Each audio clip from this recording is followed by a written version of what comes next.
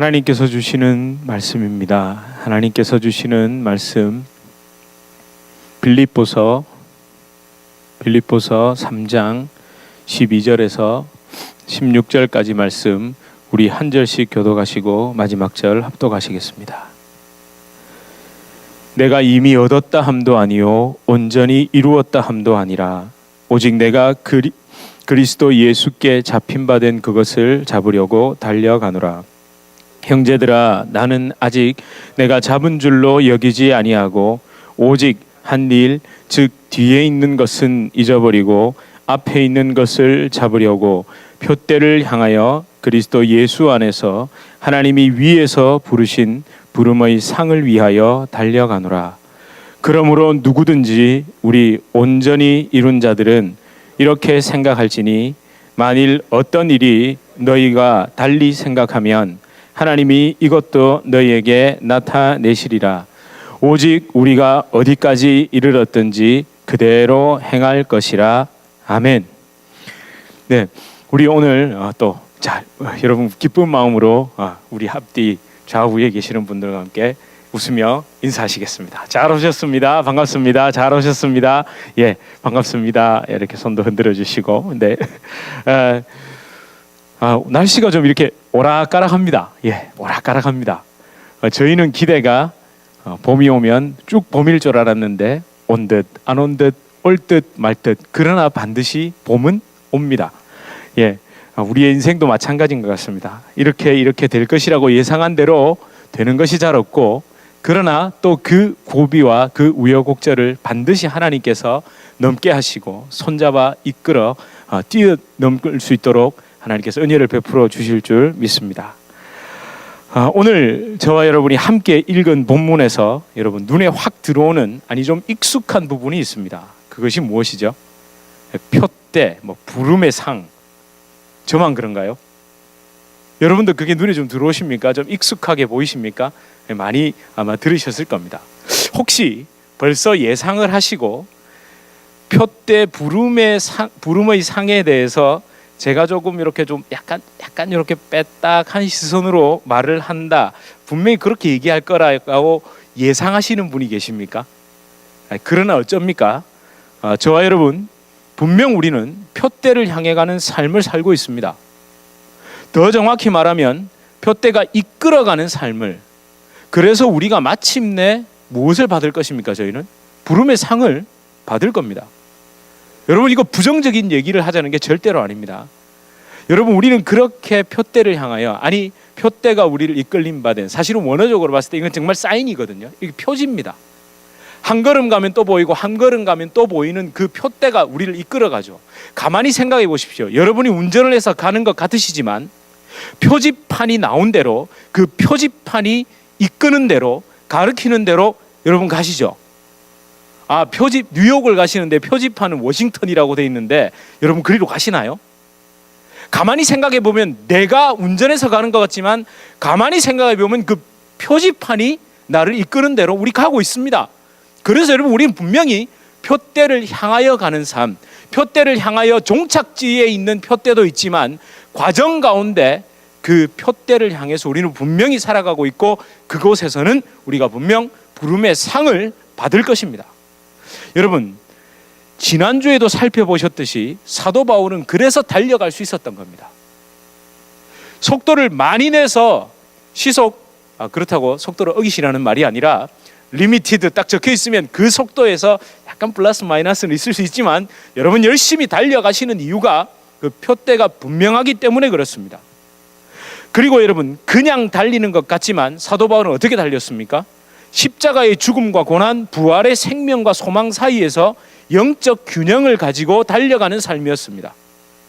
그가 처한 상황은 분명 무엇에 더 치우칠 수 있지만 십자가의 고난이나 죽음에 더 치우쳐 말하기 쉬운 상황이었지만 어쩌면 그렇게 말하는 것이 더 당연한 삶이었던 것 같지만 부활의 권능, 그러니까 자신을 죽음의 권능과 그 공포와 위협으로 짓누르는 로마 제국의 권력이 권능이 아니라, 현실의 삶이 권능이 아니라, 그게 힘이 아니라 그것이 나를 어떻게 할 수 있는 능력이 아니라 그리스도의 그 부활, 그것이 참 능력이고 참 권세고 참 힘이라며 부활의 권능을 선포하고 있었습니다.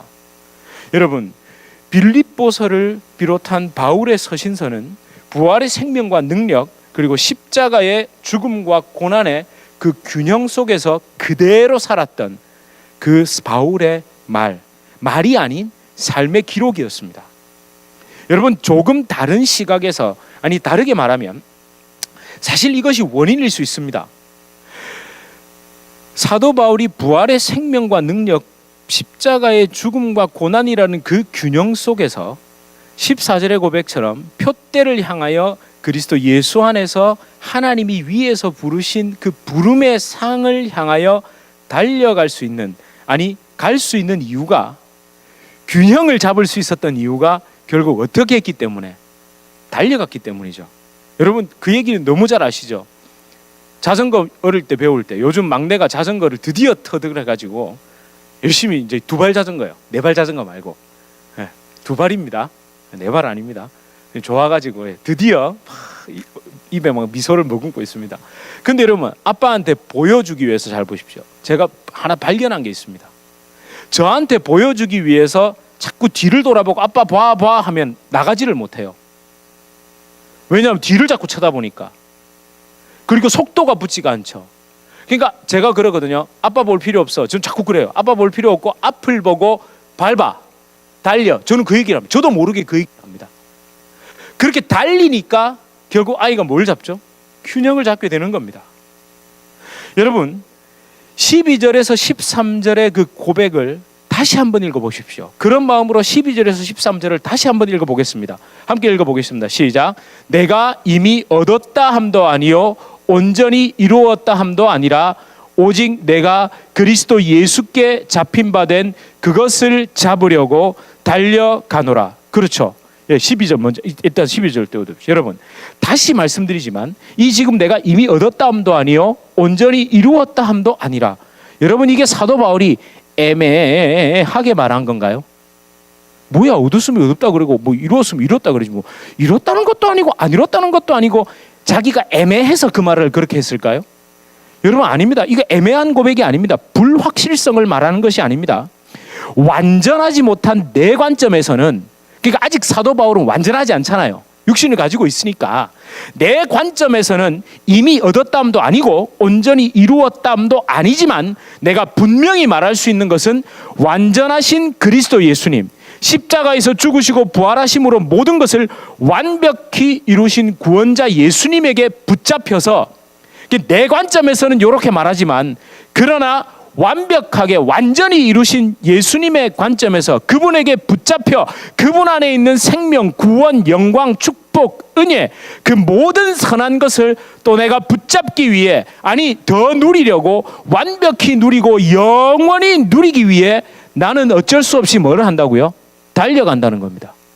여러분, 이걸 조금 더 제가 쉽게 비유적으로 말씀드리면, 여러분, 아주 맛있는 걸 드셨습니다. 딱 드시고 나면 뭐라고 하십니까? 야, 다음에 또 오자 이러시죠? 근데 뭘 먹고 내 다시는 안 온다라고 하면 그게 맛있는 겁니까? 맛없는 겁니까? 맛없는 거죠, 그죠? 내가 여길 다시는 오나 봐라, 그죠? 안 그런가요? 그럼 여러분, 사도 바울이 이미 맛 봤죠? 난 맛봤으니까 됐다 이러고 끝내면 사도 바울에게 그 십자가의 죽음과 부활은 뭡니까? 별거 아닌 겁니다. 한 번으로 끝낸다면. 그러나 어떻게 해서든 다시 또 맛보겠다, 또 붙잡겠다, 또 이루겠다라고 말한 것이 뭡니까? 그게 좋다는 겁니다. 여러분, 사실은요, 가장 옛날에 다 예배 열심히 드려봤어, 옛날에 다 교회에서 열심히 섬겨봤지 라고 지금은 좀 하고 뒤로 물러선다는 것 자체가 이미 그에겐 그리스도의 십자가와 부활과 그 죽음이 가장 좋은 것이 아니라는 스스로 증거를 말하고 있는 겁니다. 예수님을 사랑하는 게 아니죠. 어떻게 여러분, 매번 드린 예배가, 지난주에 예배 진하게 한번 제대로 드렸으니 이번 주는 휴식할 수 있을까요? 안 됩니다, 여러분. 그게 안 됩니다. 그게 정말 나에게 감격이라면 오늘 또 내게 주시는 은혜가 무엇인지 막 더 여러분 그거에서 찾아오게 되어 있습니다. 여러분 그게 지금 사도 바울이 이루었다함도 아니요 온전히 얻었다함도 아니요 그러나 내가 또 얻기 위해서 달려간다라는 그 고백이 여기에 녹아 있는 것입니다. 여러분 이제 그렇게 이제 13절에서 12 그리고 13절 14절에서 이 12절의 고백이 한 번 더 반복되는 것처럼 보이지만 더 선명하게 나타나는 겁니다. 한번 읽어보겠습니다. 시작. 형제들아 나는 아직 내가 잡은 줄로 여기지 아니하고 오직 한 일, 이 한 가지 일입니다. 한 일, 즉 뒤에 있는 것은 잊어버리고 앞에 있는 것을 잡으려고 표대를 향하여 그리스도 예수 안에서 하나님이 위에서 부르신 부름의 상을 위하여 달려가노라. 이렇게 돼 있죠. 여러분 형제들아 여러분 좁게는 빌립보 교인들, 넓게는 저와 여러분입니다. 모든 그리스도인들입니다. 나는 아직 내가 잡은 줄로 여기지 아니하고, 그렇죠. 이게 바로 12절의 이야기와 같은 맥락이죠. 분명 예수님께 붙잡힌 바 되었으나 잡은 줄로 뭔가 다 된 듯이 뭔가 다 이룬 듯이 아유 한번 봤으면 됐어가 아니라 한번 맛봤으면 됐어가 아니라 또 내가 그것을 붙잡기 위해서 달려간다는 말입니다. 오직 한 일, 그렇게 한 가지 일, 그러니까 그 한 가지 일은 앞에 있는 것을 얘기합니다. 그러면서 부연 설명이 즉 뒤에 있는 것은 잊어버리고 앞에 있는 것을 잡으려고 14절에 표대를 향하여 그리스도 예수 안에서 하나님이 위에서 부르신 부름의 상을 위하여 달려간다라고 고백합니다. 여러분 사실 이 13절에서 14절은요 한 문장입니다. 한 문장. 그런데 이 한 문장이 어떻게 제가 이걸 가만히 묵상하면서 정말 이 한 번에 써내려갔던 것 같아요. 사도 바울이 그러나 한 번에 써내려갔으나 사도 바울의 그 깊은 고뇌와 아픔도 녹아 있다는 것.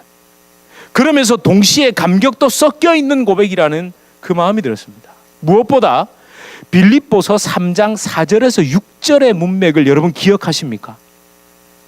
사도 바울이 뒤에 있는 것, 사실은 4절에서 6절이 뭡니까?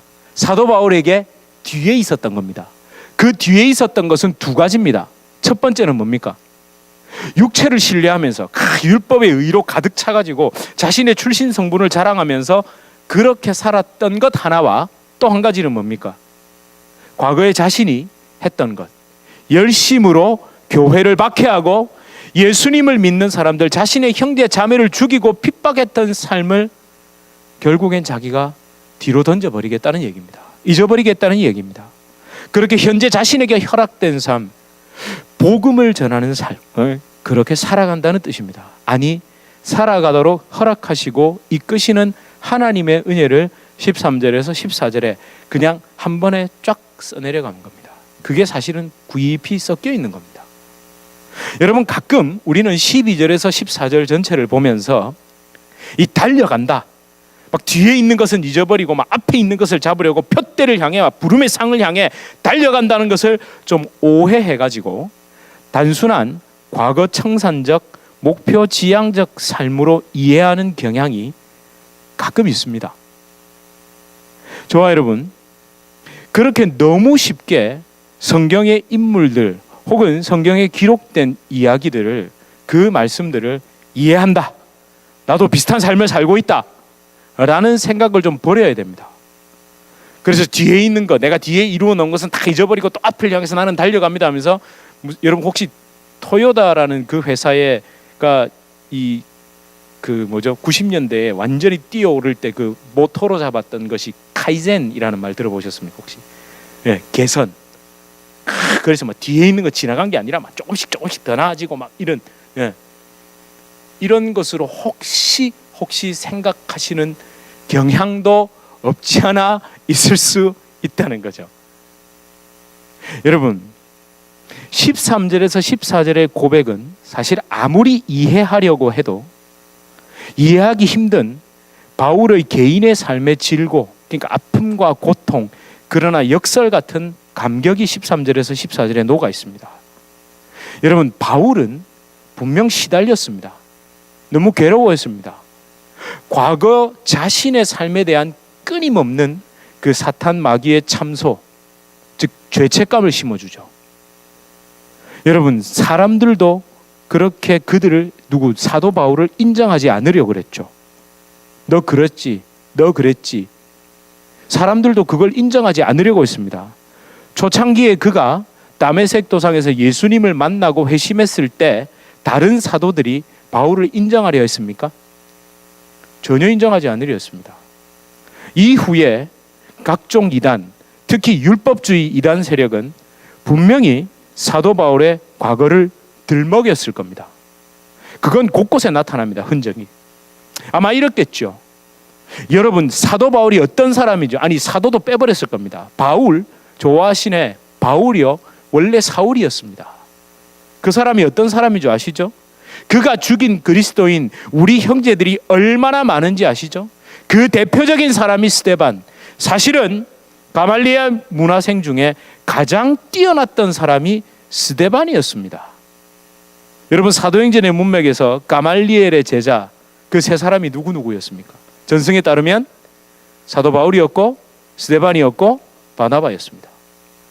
사실은 그의 특별히 스데반의 설교를 들어보면 적어도 사도 바울 못지않는 지식과 그 뛰어난 언변을 가지고 있던 사람이 누구겠습니까? 스데반이었습니다. 그런데 그를 결국 가말리엘 문화생 중에 어쩌면 가장 뛰어났던 스데반을 돌로 치도록 선동한 사람이 바울, 아니 사울이었습니다. 여러분, 그거 잘 아시죠?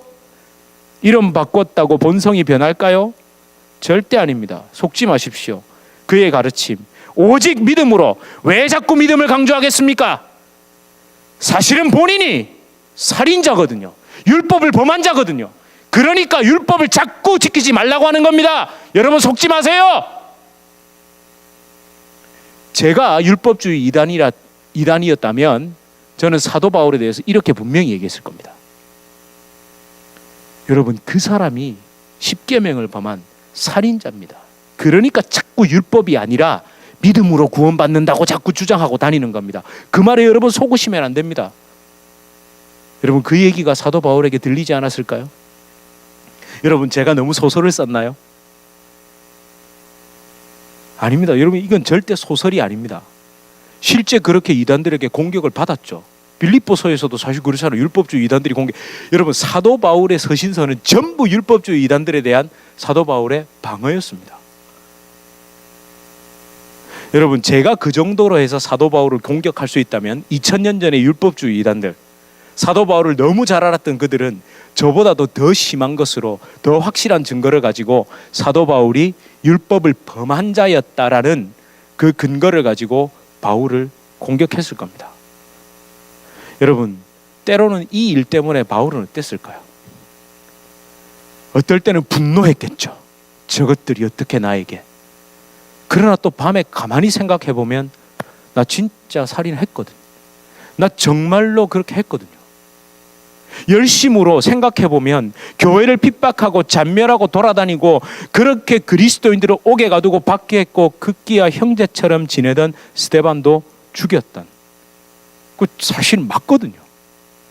그러니 여러분, 그 밤에 힘들어 괴로워했던 바울에 대한, 그럼에도 불구하고 달려갈 수밖에 없는 바울의 고민에 대해서는 여러분 한 번쯤 생각해 보셨습니까? 그런 고민에 대한, 바울에 대한 그 마음 없이 이걸 읽으면서 그래, 다 지난 것 집어 던지고 뒤에 던지고, 야, 나는 앞을 향해 달려가, 내 지나간 과거도 뭐 그냥, 여러분 그렇게 쉽게 말할 수 있는 게 아닙니다. 따라서 여러분, 제발 그의 고백 중에서 어쩌면 오늘 본문과 좀 상관이 없어 보일지도 모르지만 그 유명한 죄인 중에 내가 괴수라는 그 말을 종교적 겸손으로 이해하시면 진짜 큰일 납니다. 바울의 고백을 너무 쉽게 간증용 문구 있잖아요. 제가 죄인 중에 괴수입니다. 여러분, 이거 함부로 말할 게 아니라는 거죠. 여러분, 제가 방금 말씀드렸듯이 좀 어쩌면 오늘 본문과 좀 상관없는 것 같지만 디모데전서 1장 12절에서 15절을 한번 보겠습니다. 우리 함께 가만히 제가 말씀드린 이야기를 좀 마음에 가지시고 한번 읽어보겠습니다. 시작. 나를 능하게 하신 그리스도 예수 우리 주께 내가 감사함은 나를 충성되이 여겨 내게 직분을 맡기심이니 내가 전에는 비방자요 박해자요 폭행자였으나 도리어 긍휼을 입은 것은 내가 믿지 아니할 때에 알지 못하고 행하였음이라. 우리 주 은혜가 그리스도 예수 안에 있는 믿음과 사랑과 함께 넘치도록 풍성하였도다. 미쁘도다 모든 사람이 받을 만한 이 말이여, 그리스도 예수께서 죄인을 구원하시려고 세상에 임하셨다 하였도다. 죄인 중에 내가 괴순이라. 여러분, 이 앞에 이야기를 할 때 특별히 여러분 한 13절이었습니까? 한번 보십시오. 내가 전에는 비방자요 박해자요 폭행자였으나 도리어 긍휼을 입은 것은 내가 믿지 아니할 때에 알지 못하고 행하였습니다. 여러분, 이 말할 때 바울이 턱이 덜덜덜 떨리고 목이 메이고 눈에는 눈물이 그렁그렁하지 않았을까요?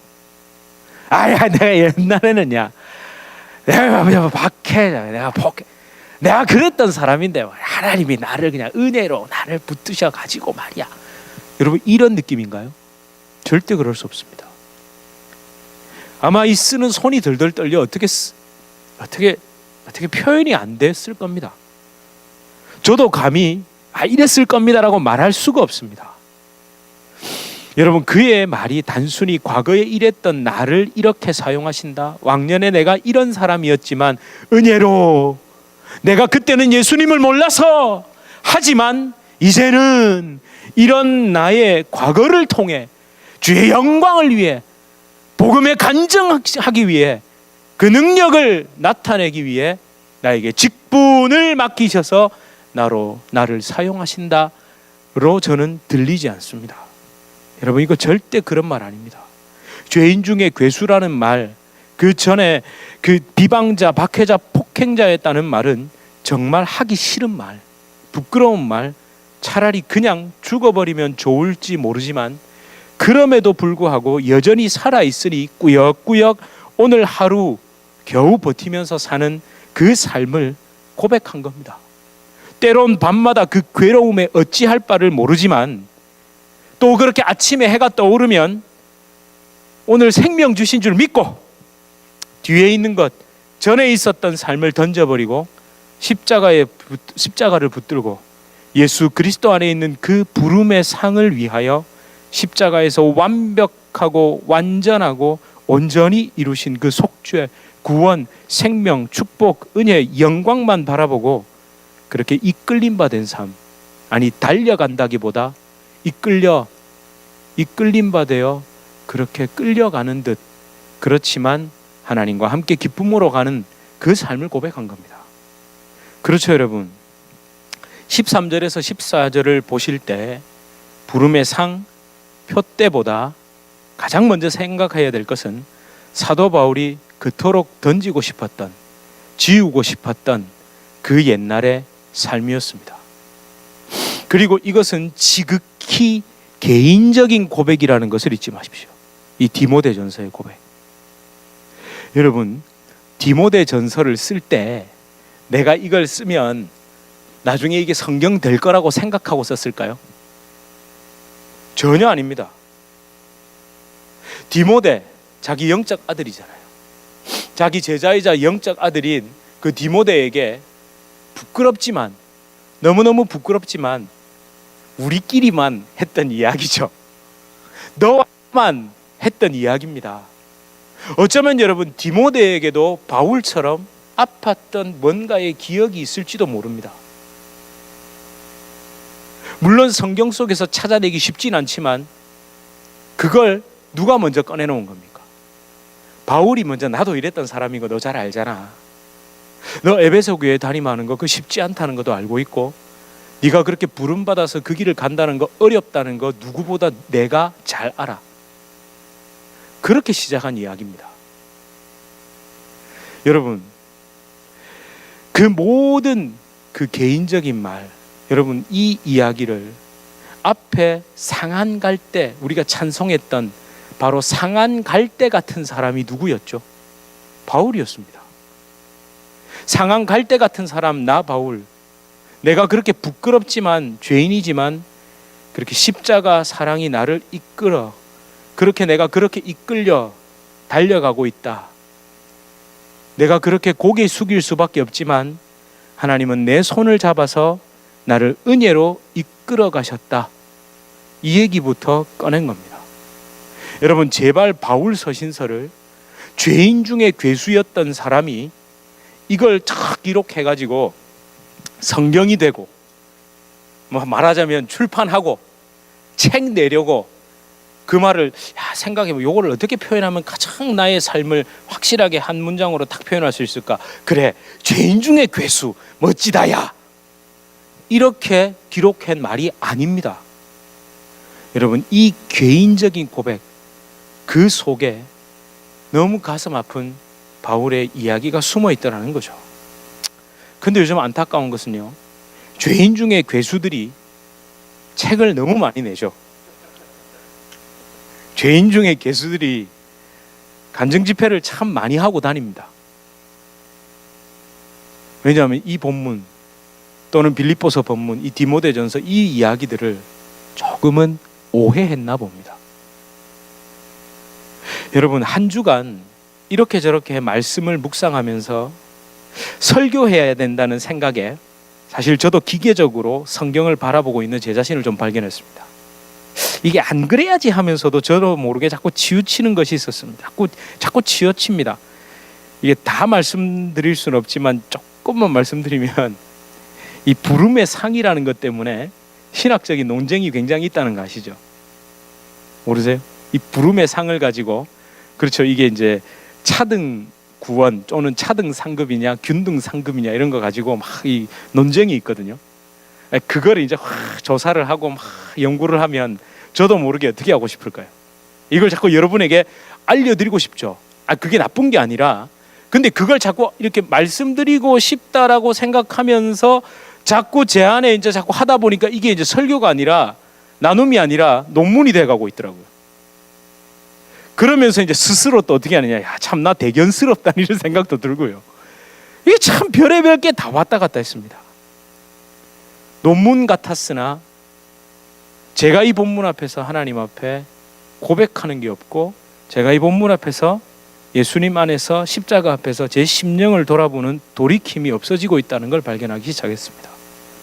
여러분, 그렇게 한참을 써내려가니까 이게 또 지울 수밖에 없었습니다. 여러분, 무엇보다 또 한 가지는 바울의 고백을 너무 쉽게 이해하려는, 그러니까 설교라는 것을 하다 보니까 어쩔 수 없이 목회자라는 그 위치 때문에 종교적 삶을 살고 있으면서 마치 제가 바울 비슷한 삶을 살고 또 그렇게 살 것 같다는 착각을 하고 있다는 것, 이걸 또 보게 된 겁니다. 여러분, 물론 제가 부름의 상, 그 표대에 관하여 그 14절의 사도 바울의 고백을 함께 나누지 않겠다는 뜻이 아닙니다. 다음 주에 나눌 겁니다. 부름의 상과 표대에 대해서. 그러나 그것을 먼저 이야기하기 전에 바울이 그토록 14절, 13절, 14절을 정말로 시원하게 써내린 간 것 같으나 그 속에 녹아있는 바울의 마음부터 알고 느끼고, 그리고 표대도 부름의 상도 바라볼 수 있어야 된다는 겁니다. 오늘 제게 주신, 감히 제게 주신 성령의 감동이라고 믿는 것은 사도 바울이 말한 표대 부름의 상을 제대로 이해하기 위해서는 그가 그토록 떨치고 싶었던 것이 무엇인지, 달려간다고 표현했지만 가만히 보면 달려간다기보다는 따라가는 삶, 십자가에 이끌려 그렇게 주님 안에서 예수님을 졸졸졸 따라가는 그 삶, 그것부터 깨달아야 합니다. 그리고 내 본성, 내 죄성, 나의 지난 삶을 바라보면 두려워서 한 발자국도 내디딜 수 없어야 됩니다. 내가 지금까지 살아온 삶을 보면 분명히 예수님이 말씀하시고 성경이 말하는 삶을 도저히 나 스스로는 걸어갈 수 없다라는 것부터 깨달아야 됩니다. 여러분, 그 찬송 너무 잘 아시죠?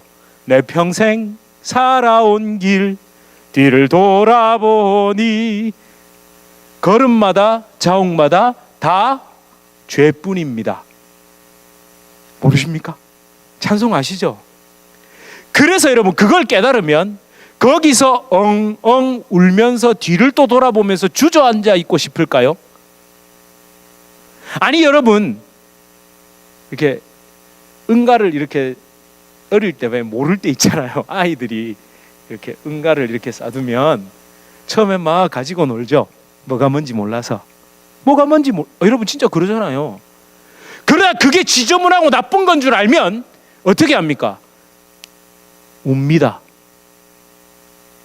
찝찝하고 더럽고 냄새 난다는 걸 아니까 운다니까요.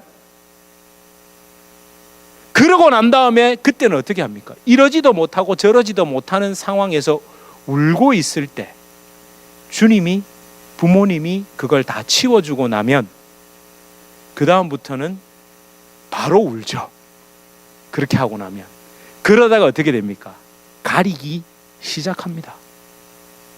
여러분, 지나온 그 발자국이 내가 다 죄뿐입니다라고 고백을 하고 나면 그 자리에 앉아있지도 못하고 가지도 못하고 이러지도 못하고 두려워하지만 결국에는 앞으로 전진하게 되어 있습니다.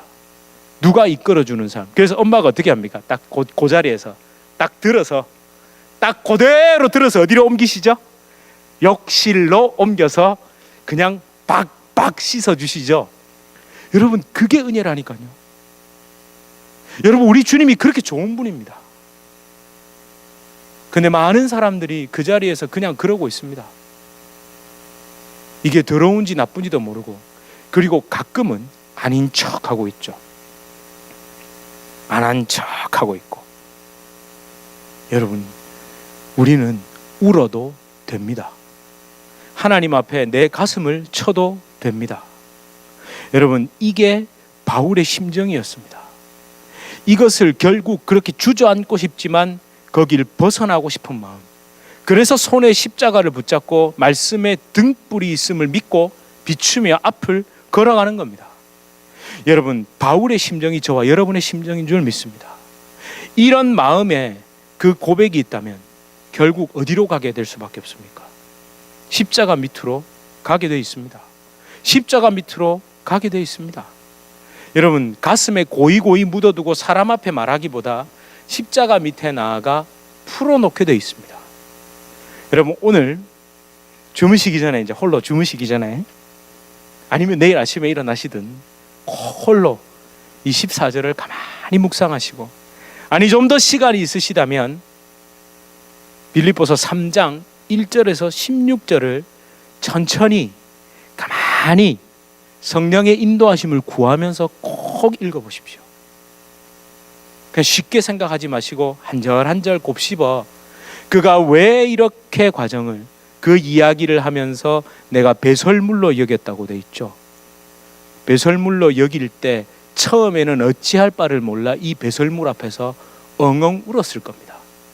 그러나 그때 주님이, 죽으시고 부활하신 주님이 그를 그대로 들어 옮겨 십자가의 보일러 씻으시고 자기를 다시 이끌어 가신, 달려갈 수 있게 하시고 이끌림 받을 수 있게 하신 그 하나님의 은혜를 어떻게 써내려 갔는지를 가만히 꼭 묵상해 보십시오. 제가 여러분에게 불분명하게 무슨 적용을 드리지 않겠다는 말이 아니라 제 사람의 말보다 오늘 이 마음을 가지시고 하나님이 주신 은혜대로 이 말씀을 곱씹어 한번 읽어보십시오. 저와 여러분, 그 우리의 죄악, 상처, 아픔, 고통, 지나간 모든 것들, 지금 이런저런 이유로 붙들고 계시는 것들, 또는 앞으로 다가올 이런저런 것들까지 예수님께서 다 지시고 죽으시고 부활하셨습니다. 여러분, 그 몸을 뉘었던 무덤을 딛고 서셔야 됩니다. 피하시지 마십시오. 그 무덤 위에 서셔야 됩니다. 그리고 사망 권세, 그 저주의 사실, 불안과 공포의 위협을 깨시고 부활하신 예수님을 바라보십시오. 부활주일 지났으니까 부활하신 예수님은 또 던져주시면 안 됩니다. 지난주에 부활주일 지났다고 어느새 그 무덤에 뉘셨던 그 주님이 먼저 일어나셔서 그들에게 다가오셔서 부르셨던 그 부활하신 주님을 잊으시면 안 됩니다.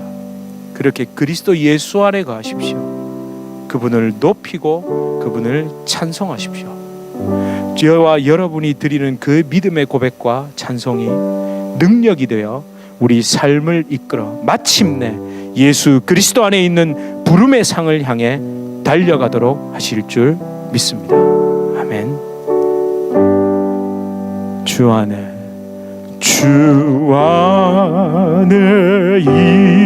있는 나에게 딴 근심이 있으랴. 십자가 밑에 나가 죄짐을 풀었네. 다시 한번 주 안에 있는 나의 딴 근심이 있으랴. 어디에 나가십니까? 십자가 밑에 나가 짐을 풀었네. 주님을 찬송하면서 할렐루야 할렐루야. 내 앞길 멀고 나 주님만 따라. 이 찬송이 여러분의 기도가 될 것입니다. 그 두려움이 변하여 내 기도 되었고 전날의 한숨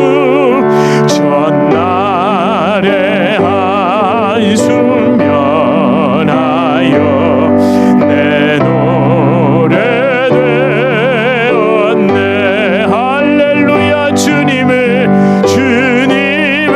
찬송하면 할렐루야 할렐루야. 내 앞길 멀고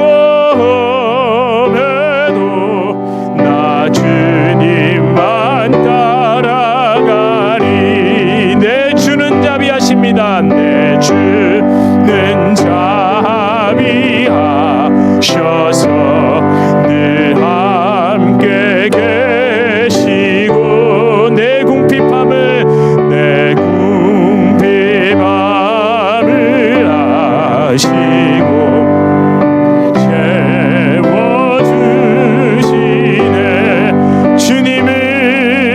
주님을 찬송하면서 할렐루야 할렐루야. 내 앞길 멀고에도 나 주님만 따라가리. 우리 시간 함께 기도합시다. 여러분 어디로 나아갑니까? 두렵고 정말 어렵고 어찌할 바를 몰라 할 때마다 여러분 다른 것을 먼저 찾아가시면 안 됩니다. 물론 하나님은 엎드려 있을 때 길을 보여주시고 여러분이 갈 방향을 보여주십니다. 그렇게 먼저 해야 할 것 주님 앞에 여쭙고 주님 앞에 엎드리고 십자가 앞으로 나가십시오. 여러분 두려워서 나갑니다. 예, 그래도 됩니다.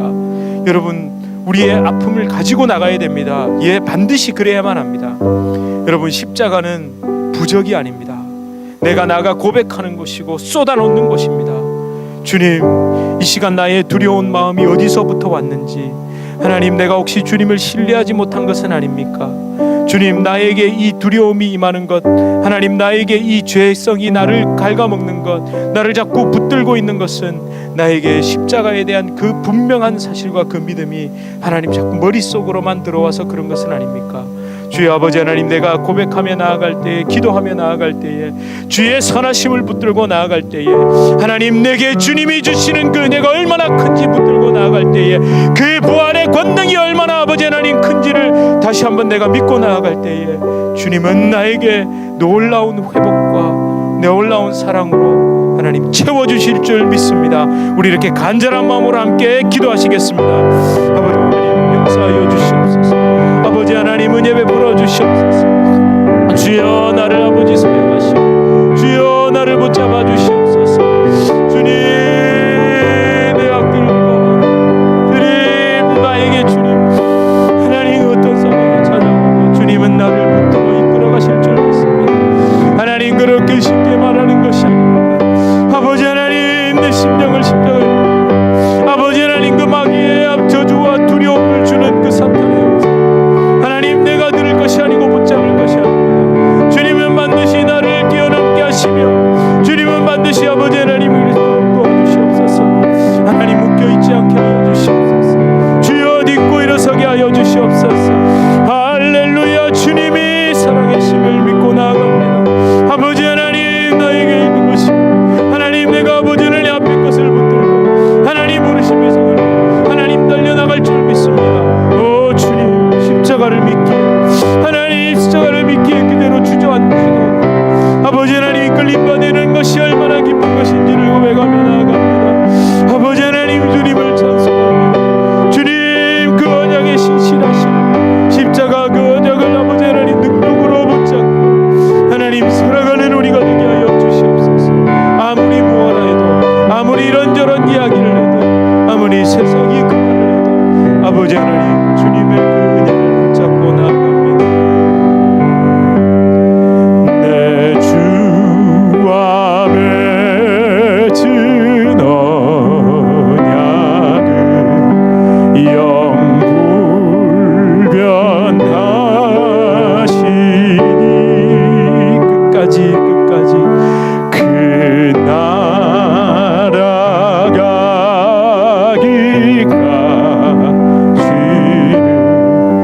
늘 보호하시네.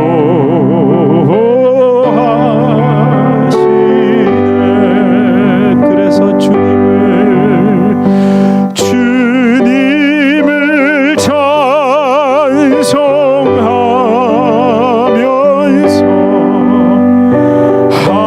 할렐루야 할렐루야. 내 앞길 멀검해도 나 주님만 따라가리.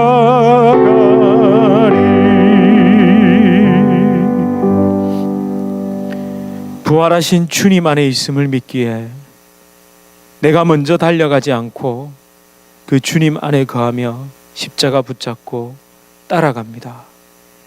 이끌림 바대로 주님이 나를 이끄시는 대로 따라갑니다. 물론 이것은 나의 나태함을 정당화하는 말이 아닙니다.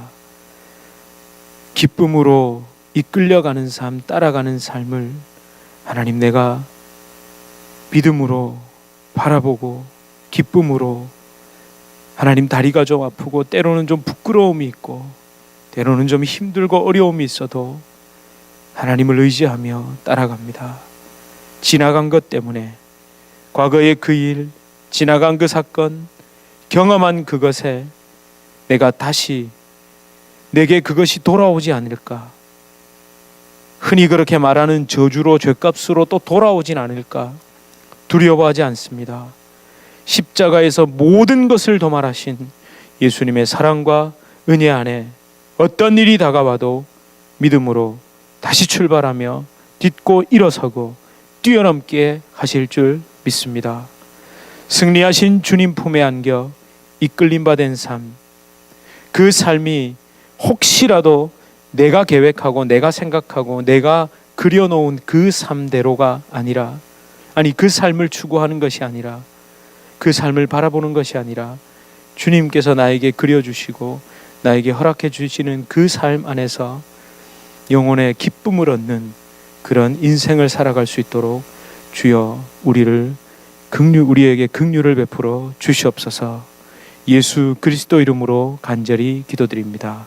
아멘. 우리 주 예수 그리스도의 은혜와 하나님 아버지의 극진하신 사랑과 성령 하나님의 위로 교통 교제 충만케 하시는 역사, 우리를 내가 먼저 달려가는 것이 아니라 십자가에 붙들려 이끌림 바 되고 그렇게 붙들림 바 되어 가는 그 따라가는 삶을 살게 하시는 우리 성령 하나님의 놀라운 역사가 우리 주님의 교회 성도님들과 주님의 교회로 불러주실 주의 귀한 자녀들 개인의 삶, 가정, 생업, 직장, 사업 하시는 모든 일 가운데 이제로부터 영원토록 함께 있을지어다. 아멘.